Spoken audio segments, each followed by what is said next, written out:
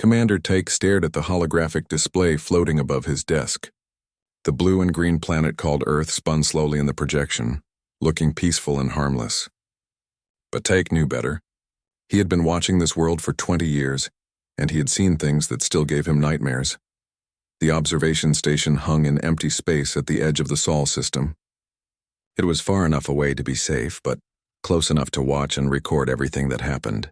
Tyke commanded a crew of 40 aliens from different species, all united by one mission: to understand why every attack on Earth ended in complete failure.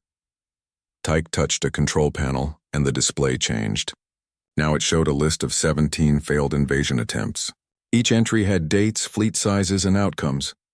The outcomes were always the same: total defeat or mysterious retreat. Some fleets simply vanished. Others limped away with only a few survivors who refused to talk about what they had seen. "Commander," a voice said behind him. Tyke turned to see Dr. Hana walking into his office. She was one of only 3 humans allowed to work in galactic space. The Galactic Council had permitted her to stay on the observation station as a cultural advisor. Tyke found her presence both helpful and disturbing. "Dr. Hana," Tyke nodded. "I was just reviewing the invasion records again." Hana looked at the display and sighed. "You know, I could just tell you what happened to those fleets." "The Council wants independent verification," Tyke replied. "Your people have a reputation for creative explanations." Hana smiled, and Tyke felt that familiar chill. Human smiles were supposed to be friendly, but something about them always made Tyke nervous. "Maybe it was the teeth." "Fair enough," Hana said. "But you might want to warn the Velkaran fleet that's coming. Admiral Jiwan seems very confident." Tyke pulled up another display showing the massive Velkaran armada approaching the system.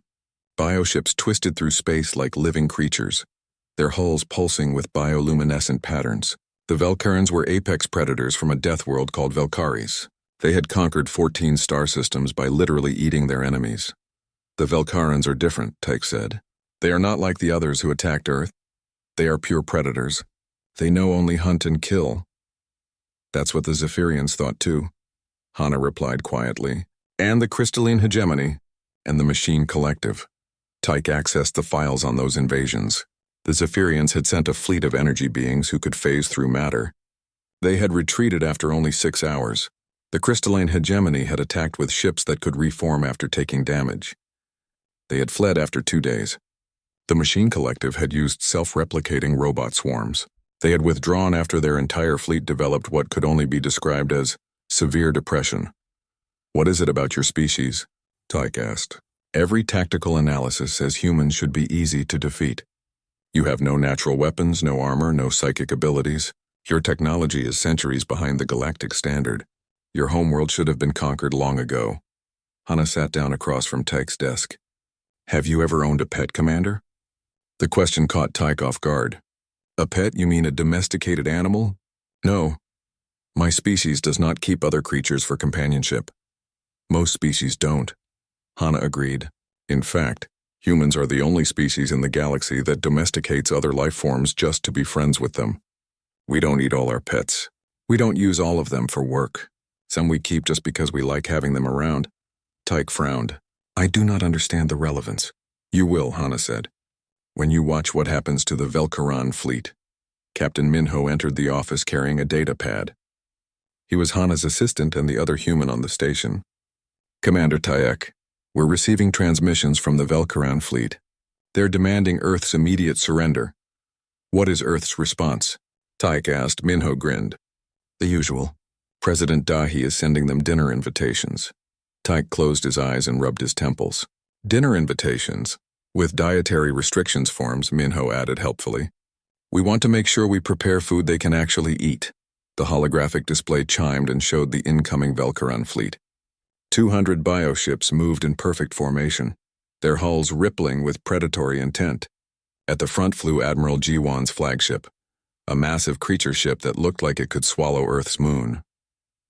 "They will be in weapons range in 6 hours, Tyke announced to his crew over the intercom.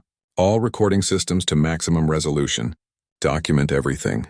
Dr. Hana stood up to leave. "Commander, can I make a suggestion?" "What is it?" "Keep recording even after the Velkarans retreat. The real story always happens during the withdrawal." After Hana left, Tyke sat alone with his thoughts.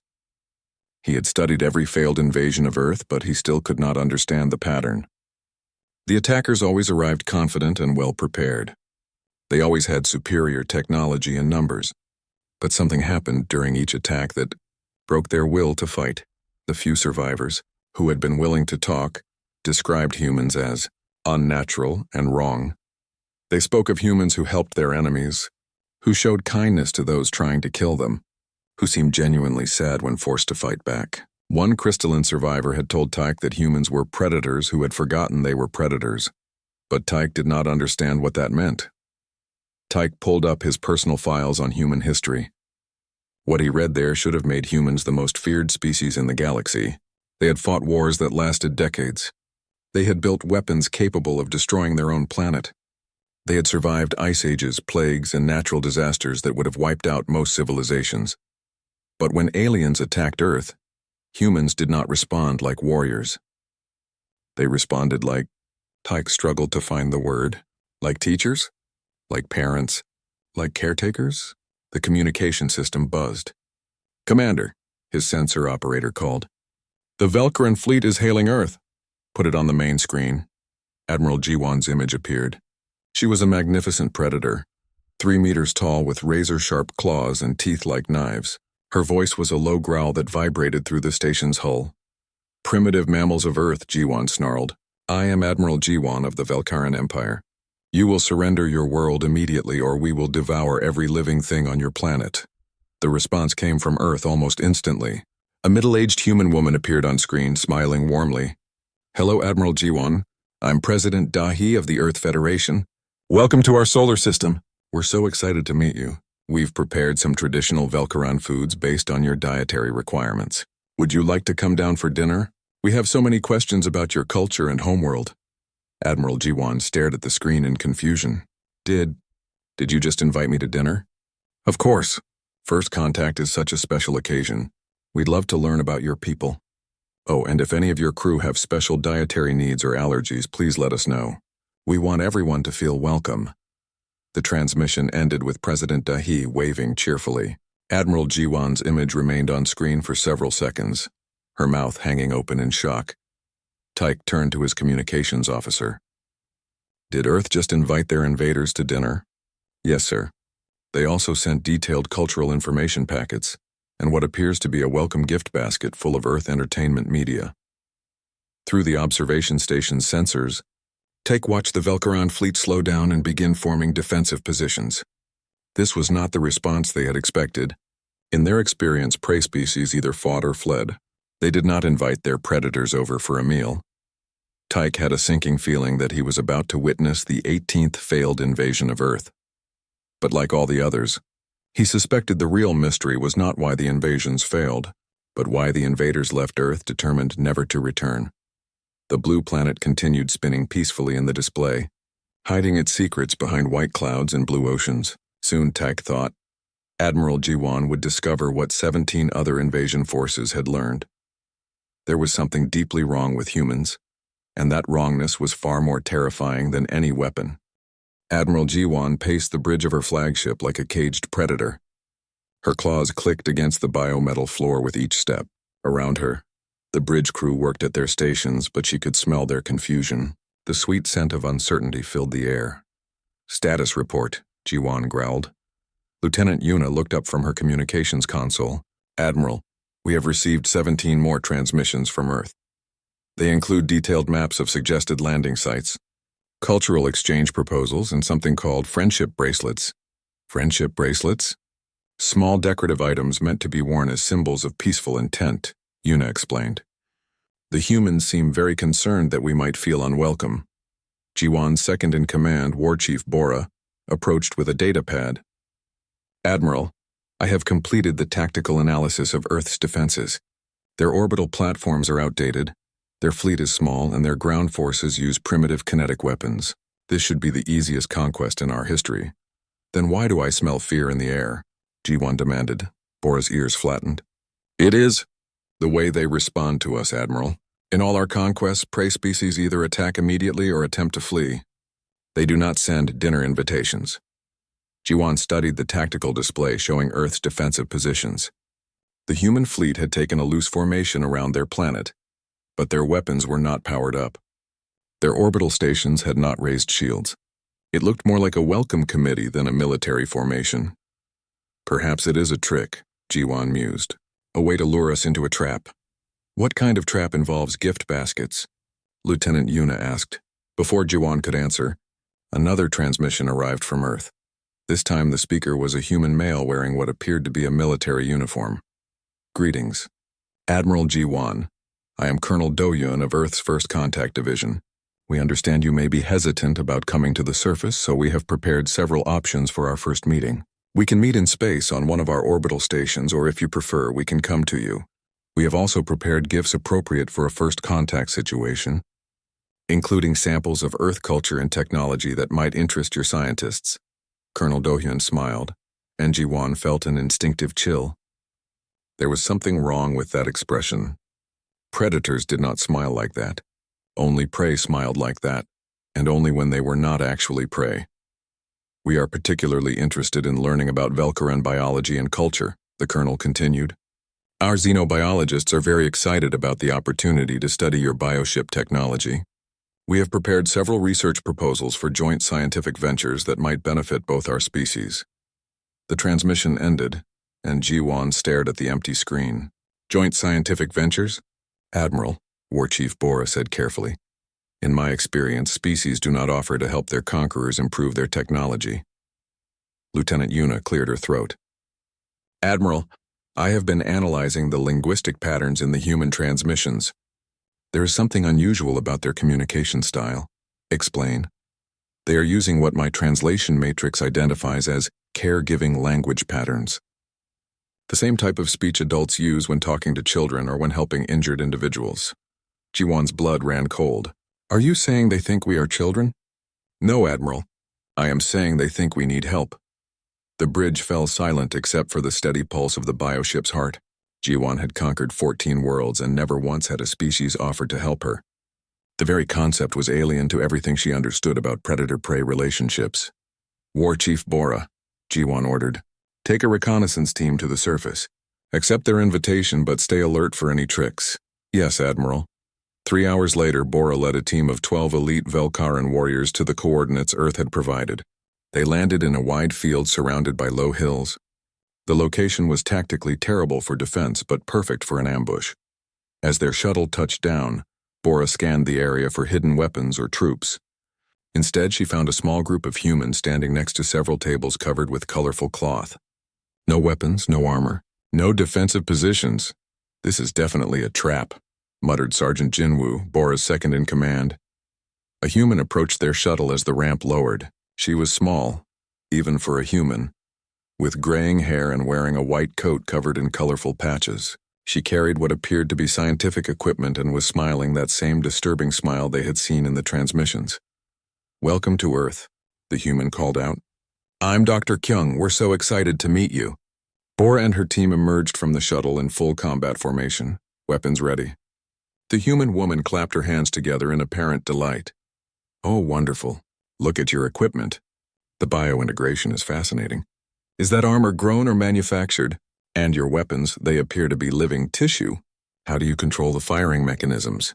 Bora stared at Dr. Kyung, who was walking around the Velcaran team like a scientist examining interesting specimens. But instead of the cold analysis Bora expected, the human seemed genuinely excited and curious. You want to know about our weapons? Bora asked. Of course. We've never seen biotechnology like this. Would you mind if I took some readings? Oh, and please try the refreshments. We weren't sure what Velcarans eat, so we prepared several options based on your homeworld's ecosystem. Dr. Kyung led them to the tables, which were loaded with food that actually smelled appealing. Bora's team remained in formation, but their discipline was beginning to crack. The humans showed no fear, no aggression, no signs of preparing an attack. This is Dr. Sunho, our xenobiologist, Dr. Kyung said, introducing another human who was practically vibrating with excitement. He has about 1,000 questions about your bioships. And this is Dr. Nari, our cultural specialist. She's been studying what little we know about Velcaran society and is hoping to learn more. Dr. Nari stepped forward with a small device. Would it be possible to record some samples of your language? We want to improve our translation system so we can communicate better. Sergeant Jinwoo leaned close to Bora. War Chief, this feels wrong. They are acting like we are here for a social visit. Bora was beginning to agree. In her 20 years of military service, she had never encountered anything like this. The humans were treating them like honored guests rather than invading conquerors. Dr. Kyung, Bora said carefully, you do understand that we are here to conquer your planet? Dr. Kyung tilted her head. Oh, is that what this is? We thought you were explorers. That's even more exciting. We've never been conquered before. What does that involve exactly? Is it like joining your empire? Do we get to travel to other worlds? Will you teach us about your technology? The questions came so fast that Bora's translator couldn't keep up. But what disturbed her most was the tone. Dr. Kyung sounded genuinely curious about being conquered, as if it were an interesting new experience rather than the end of her civilization. You are not afraid? Bora asked. Why would we be afraid? Dr. Nari chimed in. This is first contact with an advanced alien species. This is the most exciting thing that's ever happened. Oh, do you have art, music? We'd love to experience Velcaran culture. Bora looked around at her team. They were all staring at the humans with the same expression of confused terror. This was not how prey species were supposed to behave. We should return to the ship, Sergeant Jinwoo whispered. Bora nodded, but as they began to back toward their shuttle, Dr. Kyung called out, Wait, you haven't tried the food, and Dr. Sunho wanted to show you our biolab. We've been working on some interesting projects that might interest your scientists. Oh, and we prepared some gifts to take back to your fleet. The humans hurried to load several containers onto the Velcaran shuttle. Bora wanted to refuse, but the humans seemed so genuinely disappointed at the thought of them leaving empty-handed that she found herself accepting the gifts. As their shuttle lifted off, Bora watched Dr. Kyung and her team waving from the ground. They looked like parents seeing off children after a pleasant visit. War Chief, Sergeant Jinwoo said as they flew back to the fleet. What do we tell the Admiral? Bora stared out at the blue planet below. I have no idea. Back on the flagship, Admiral Jiwon listened to Bora's report with growing unease. The humans had not acted like any species in the Velcaran Empire's long history of conquest. They wanted to study our weapons? Jiwon asked. Yes, Admiral. And they seemed genuinely excited about the possibility of being conquered. They asked if they would get to travel to other worlds and learn about our technology. Jiwon's claws carved grooves in her chair. This is clearly some form of psychological warfare. But even as she said it, Jiwon was not convinced. The gifts the humans had sent included detailed scientific papers, samples of Earth art and music, and what appeared to be children's toys. There were also care packages with food, medical supplies, and entertainment media. Lieutenant Yuna approached with a worried expression. Admiral, I have been analyzing the human cultural materials. I think we need to reconsider our approach. Why? Admiral, humans keep other species as pets. Hunter Prime Siok crouched in the shadows of a human building, his advanced cloaking device making him invisible to most sensors. He had been sent to Earth's surface to study human behavior and find weaknesses the Velcaran fleet could exploit. What he had seen in the past 6 hours had shaken his understanding of natural order. Siok was the finest infiltrator in the Velcaran military. He had scouted dozens of worlds before their conquest, learning enemy patterns and finding the best ways to strike. But Earth was different. Everything about this planet felt wrong. The humans lived in massive clusters called cities. From a military perspective, these settlements were death traps, millions of individuals packed together with limited escape routes and no natural defenses. Any rational species would spread out to minimize casualties from attacks. But humans seemed to enjoy living on top of each other. Suk watched from his hiding place as thousands of humans moved through the streets below. They walked openly without the constant alertness that prey species showed. They gathered in large groups for no apparent reason. Children played in open spaces while adults sat nearby, not watching for predators but reading books or talking to each other. It was the children that disturbed Seok most. Young humans ran around without protection, making loud noises that would attract any predator within kilometers. Their parents seemed unconcerned. On Velcaris, young were kept hidden and silent until they could defend themselves. But human children acted like they owned the world. Seok activated his recording device and moved deeper into the city. He needed to understand what made humans so confident. The answer had to be here somewhere. He found it in a place humans called a zoo. Siak stared through the fence at creatures that should have terrified any sane being. Large predators with massive teeth and claws were kept in enclosures. But instead of using these beasts as weapons or guards, humans were looking at them. For entertainment, look at the big kitty, a small human child squealed, pointing at a creature that could have killed her entire family. The child's parent, instead of pulling her away from danger, lifted her up to get a better view. That's a tiger, sweetie. See how beautiful his stripes are? Siak's translator struggled with the word beautiful. Predators were many things, dangerous, powerful, deadly, but beautiful. The concept made no sense. An elderly human approached the enclosure with a bucket. The massive predator inside immediately moved toward him, but instead of attacking, it made a low rumbling sound that Siak's sensors identified as contentment. The human reached through the bars and touched the creature's head. "Good morning, Baekhyun," the human said softly. "Ready for breakfast?" Sok watched in horror as the deadly predator allowed itself to be fed by hand. The creature that should have been hunting humans was instead depending on them for survival. It had been domesticated. Moving quickly through the zoo, Siak documented dozens of species that humans kept as prisoners. But they were not prisoners in the traditional sense. They were cared for, fed, and protected. The humans seemed to genuinely enjoy spending time with these creatures.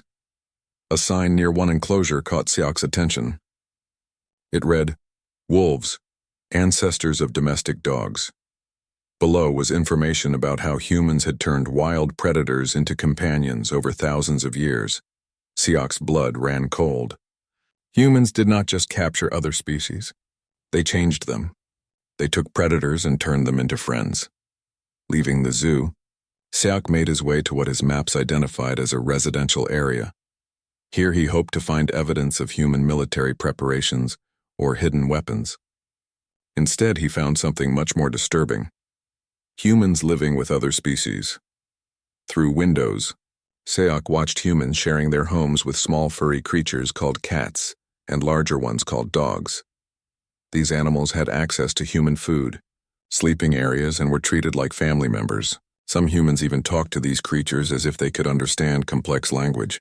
But it was not just animals. Siak's sensors detected plant life that had been selectively bred for thousands of years. Humans had taken wild plants and modified them for food, beauty, and companionship.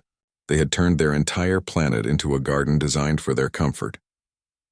Private Yeon was walking her dog when she noticed something strange in the shadows between two buildings. Her dog, a German shepherd named Dubu, had stopped walking and was staring intently at what appeared to be empty space. "What is it, boy?" Yeon whispered, following Dubu's gaze. She was a young soldier in the Earth Defense Force, recently assigned to the city patrol unit. Her training had taught her to trust her instincts and pay attention to unusual behavior from animals. Dubu whined softly and took a step forward. His body language suggested he could sense something that Yeon could not see. She remembered her briefings about the Velkaran infiltrators who might be scouting Earth's defenses. Instead of calling for backup or raising an alarm, Yeon found herself curious. If there was an alien scout hiding in the shadows, this might be her only chance to make peaceful contact. "Hello?" she called out softly. "I know you're there. My dog can sense you," Sok froze. His cloaking device should have made him undetectable to human senses, but he had not considered their animal companions. The dog was definitely aware of his presence. "I'm not going to hurt you," Yeon continued. "I'm just curious. Are you one of the Velkaran scouts we were told about?" Seok remained motionless, hoping the human would lose interest and leave. But she continued talking. "This must be very strange for you. Earth probably seems really weird compared to other planets. We get that a lot from alien visitors.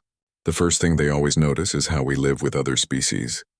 Despite himself, Seok found the human's voice oddly calming. She did not sound afraid or aggressive. She sounded like she was trying to start a conversation. "You know, if you want to understand humans, you should probably see more than just the zoo and residential areas," Yeon said. "The really interesting stuff happens in other places, like hospitals where we take care of sick people for free, or schools where we teach children about the galaxy, or parks where we go just to sit under trees." Seok's mind reeled. Humans took care of their sick for free? They taught their young about other species instead of training them to fight? They sat under plants for no productive reason? I could show you around if you want, Jan offered. I know the city pretty well. And Dubu here is great with new people. He loves making friends. The dog's tail was wagging as it looked directly at Seok's position. Somehow the animal seemed to sense that he was not a threat.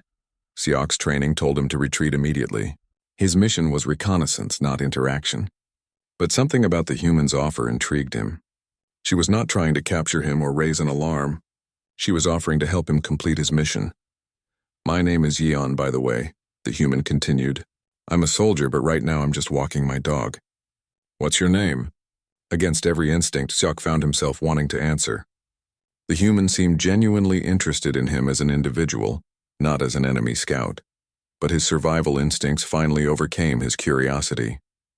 Seok activated his emergency beacon and disappeared deeper into the shadows, leaving Yeon and her dog alone on the street. As he moved through the city toward his extraction point, Seok's mind raced with what he had observed. Humans lived in concentrated populations because they felt safe. They kept other species as companions because they enjoyed friendship. They treated their own sick and weak with care because they valued life. Most disturbing of all, they had offered kindness to an enemy scout without knowing anything about his intentions.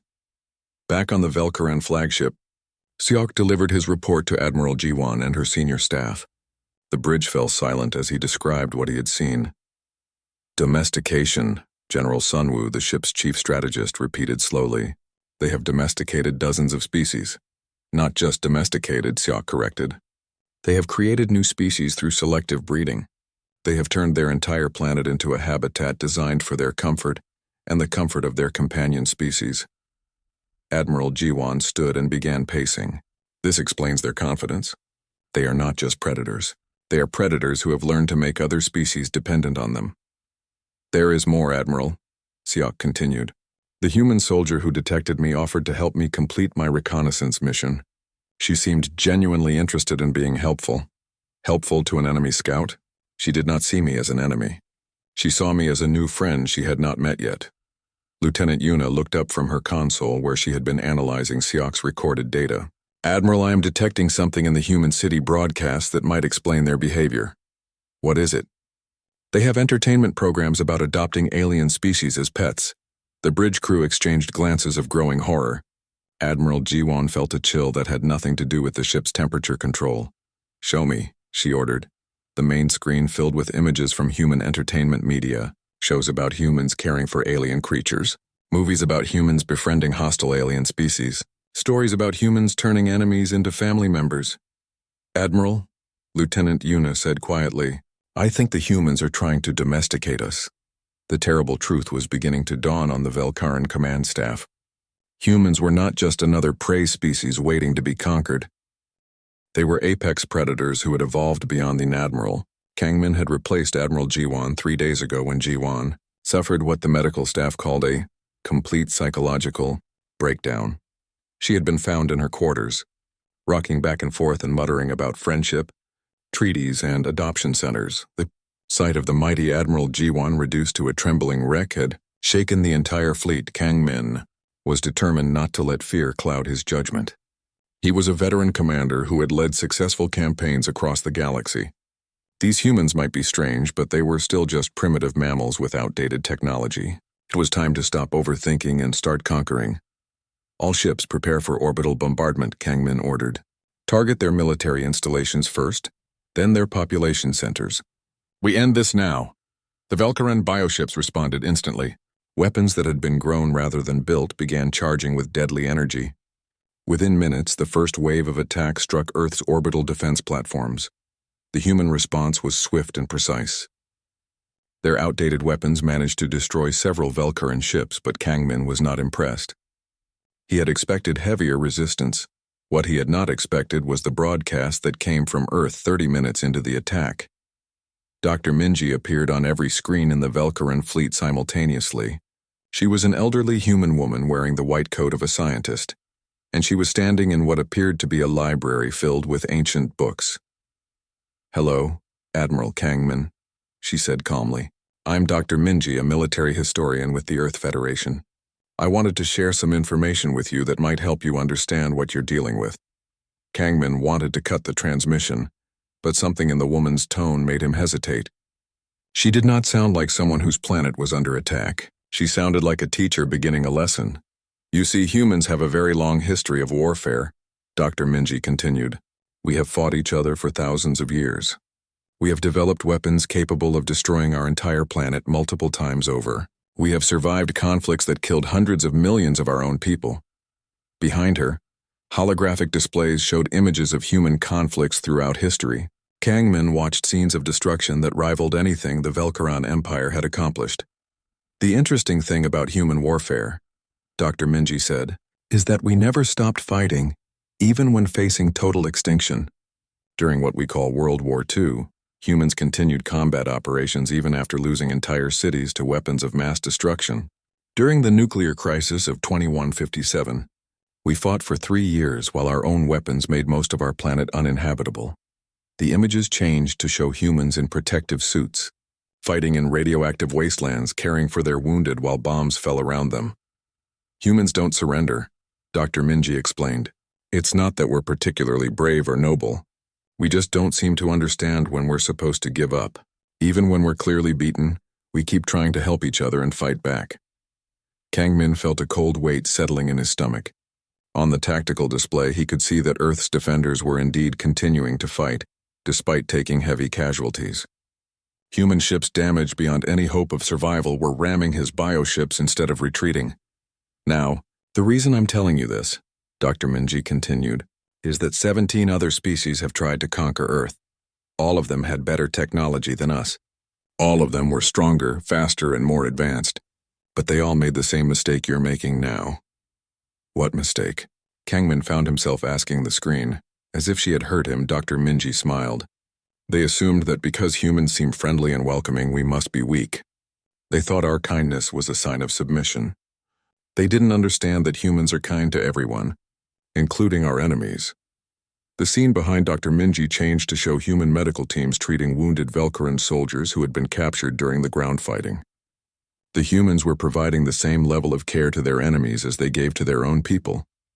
You see, Admiral, humans evolved as persistence predators, Dr. Minji explained.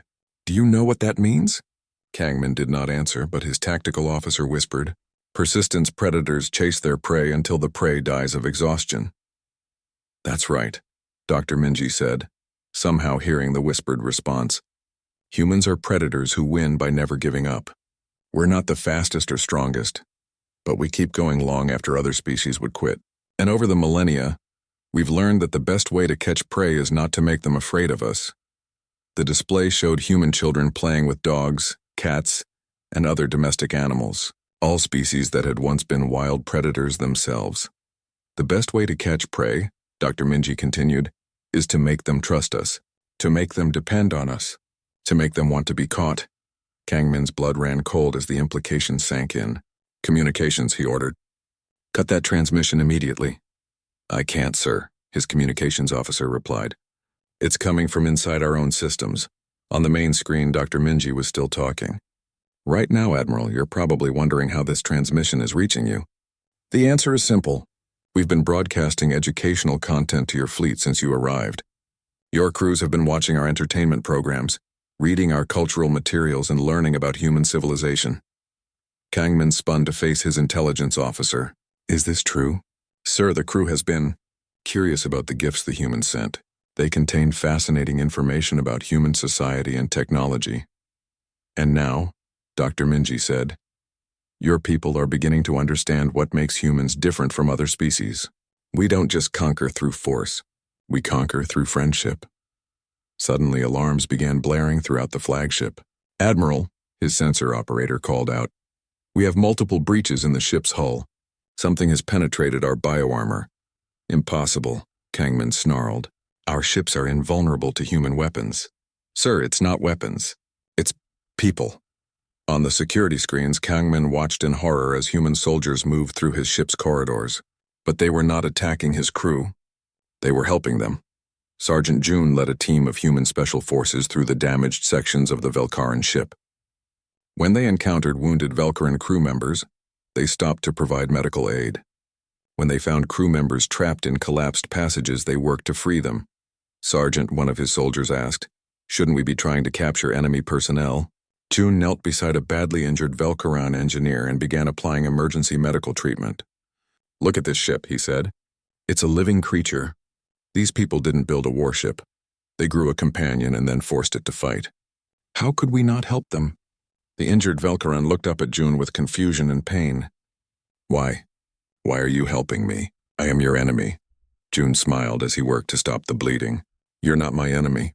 You're just scared and hurt and far from home. Besides, this ship of yours is incredible.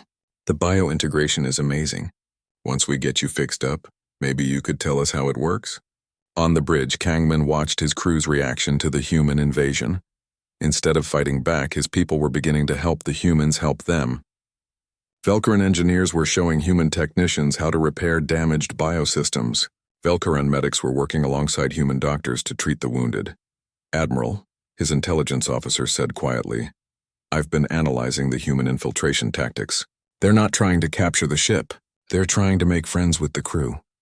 Through the ship's internal sensors, Kangmin could hear laughter coming from the medical bay. Velkaran and human medics were sharing stories about their respective homeworlds while they worked together to save lives. "Sir," his communications officer said, "we're receiving surrender offers from 12 ships in our fleet." "Surrender offers? From whom?" "From our own captains, sir. They're asking the humans if they can surrender." Kangman stared at the tactical display in disbelief. His mighty fleet was falling apart not because of superior human firepower, but because his own crews were choosing to stop fighting. Dr. Minji's voice continued from the speakers throughout the ship. "You see, Admiral, this is what happened to all the other invasion fleets. Humans have a way of making other species want to be part of our family. We don't conquer worlds, we adopt them." Sensor operator Hyun looked up from his console with an expression of pure terror. "Admiral, I've been analyzing human genetic records from their databases. What did you find?" "Sir, humans didn't evolve on a peaceful world. They evolved on a death world called Earth where everything was trying to kill them. But instead of becoming more aggressive, they became more cooperative. They survived by working together and taking care of each other." Hyun's voice grew quieter as he continued. "And sir, they didn't just survive their death world. They conquered it. Every species on Earth either works for humans, lives with humans, or exists because humans allow it to exist." The bridge fell silent except for the sound of continued fighting outside and continued cooperation inside the ship. "They turned wolves into dogs," Hyun continued. "They turned wild cats into pets. They turned dangerous plants into food crops. They took a planet full of things that wanted to kill them and turned it into a guide too." President Dahi stood in the emergency command center deep beneath the Pacific Ocean, watching the tactical displays that showed the Velkaran fleet attempting to retreat. Many of their bioships had been damaged in the fighting, and several were leaking atmosphere into space. Some were moving so slowly that they would never make it to hyperspace jump distance. "Madam President," General Sunwoo said, approaching with a status report, "the Velkaran fleet is withdrawing, but they're in serious trouble. At least 30 ships have critical damage, and their flagship appears to have lost primary power." Dahi studied the display showing the struggling alien vessels. "Casualties on our side?" "Minimal, thanks to our new friendship protocols. Most of the Velkaran crews stopped fighting once our rescue teams made contact." Dahi nodded. The friendship protocols had been developed after studying the previous 17 failed invasions of Earth, human. Psychologists had discovered that most alien species simply could not understand the concept of an enemy who wanted to help them. "General, initiate emergency humanitarian assistance to the Velkaran fleet, ma'am. They came here to conquer us, we defended ourselves, and now they're hurt and trying to leave. We can't just let them die out there." General Sunwoo smiled. He had served under 3 different presidents, and they all eventually reached the same conclusion about Earth's defense strategy. "Yes, ma'am. I'll contact Captain Suman. Her rescue fleet is already standing by." Within an hour, human medical ships and engineering vessels were approaching the damaged Velkaran fleet. Commander Jisoo, who had taken command after Admiral Kangman suffered a complete mental breakdown, watched in bewilderment as enemy ships approached with offers of assistance. "Commander," his communications officer said, "the human vessels are requesting permission to provide emergency aid to our damaged ships." Jisoo stared at the tactical display. "They want to help us?" "Yes, sir. They're offering medical assistance, engineering support, and emergency supplies." Jisoo's mind struggled to process this information. In his 50 years of military service, he had never heard of an enemy offering aid to a retreating invasion force. It violated every principle of warfare he understood. "Sir," his sensor operator added, "several of our damaged ships are accepting the human assistance. They report that human engineering teams are already working to repair critical systems." Through the fleet communication system, Jisoo could hear reports from his damaged vessels. The humans were not trying to capture or interrogate Velkaran personnel. They were simply fixing damaged equipment and treating injured crew members. Captain Suman docked her rescue vessel with the Velkaran flagship and personally led the emergency response team aboard. She found Commander Jisoo on the bridge, staring at displays showing human and Velkaran crews working together throughout his fleet. "Commander Jisoo?" Captain Suman asked. "I'm Captain Suman of the Earth Rescue Service. We're here to help with your damaged ships." Jisoo turned to look at her. "Why? Why what? Why are you helping us?" "We came here to destroy your world." Captain Suman tilted her head as if the question confused her. "Well, you're hurt and trying to leave. Of course we're going to help. That's what people do. People, sentient beings, thinking creatures. We help each other when we're in trouble." Jisoo felt something fundamental shift in his understanding of the universe. "Even enemies?" "Especially enemies," Captain Suman said. "Enemies are just friends you haven't gotten to know yet." Over the next 6 hours, human rescue teams worked alongside Velkaran engineers to repair damaged bioships, treat wounded crew members, and restore critical systems. The humans worked with the same efficiency and dedication they would have shown for their own people. Commander Jisoo found himself working directly with Captain Suman to coordinate the rescue operations. As they worked together, he began to understand why 17 previous invasion fleets had failed to conquer Earth.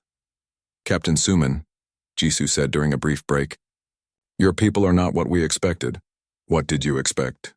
"Prey. Weak creatures who would surrender or die." Captain Suman laughed. "We get that a lot.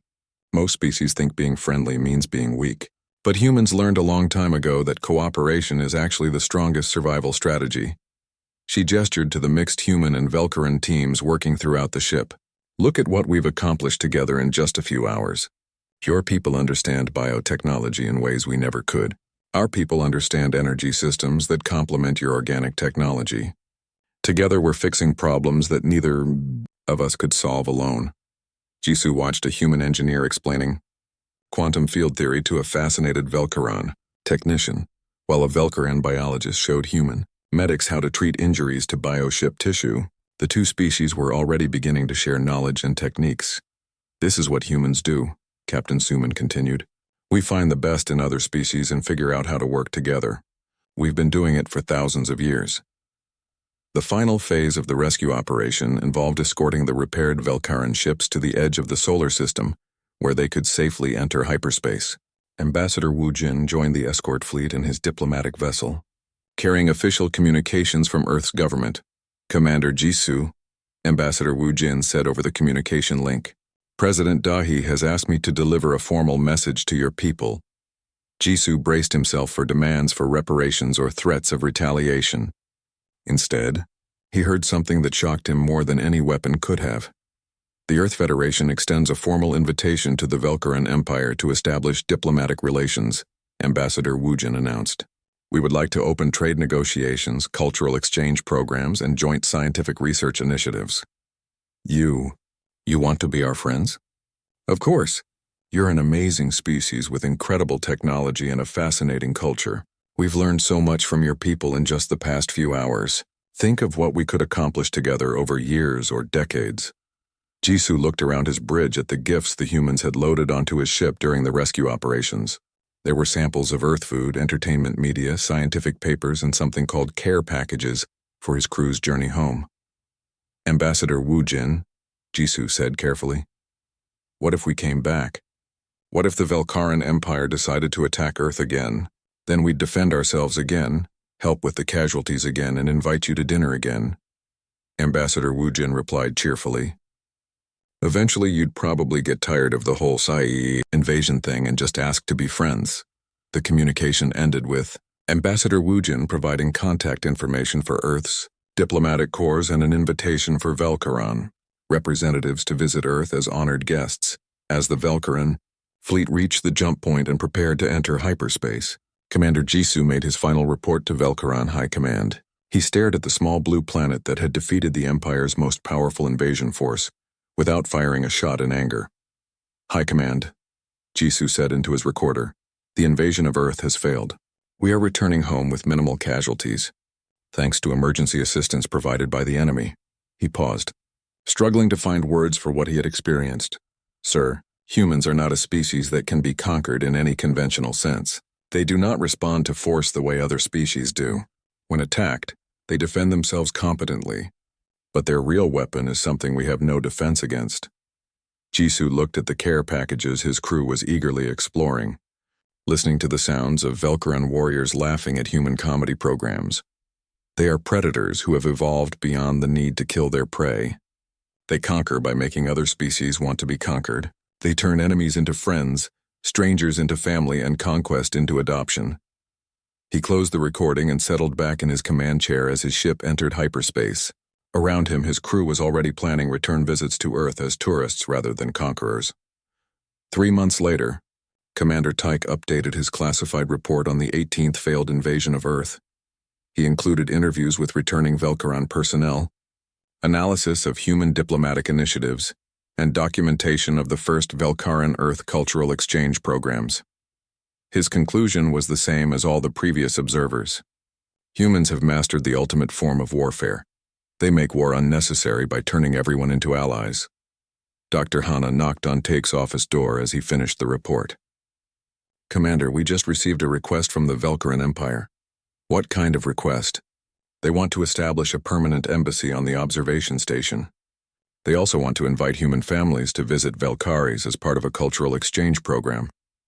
Tyke looked out at the small blue planet that continued to spin peacefully in space. Its newest friends already planning their next visit. Approved, he said. After all these years of observation, Tyke finally understood the truth about Earth. It was not a planet that could not be conquered. It was a planet that conquered everyone who tried to conquer it, and somehow, the conquered never seemed to mind.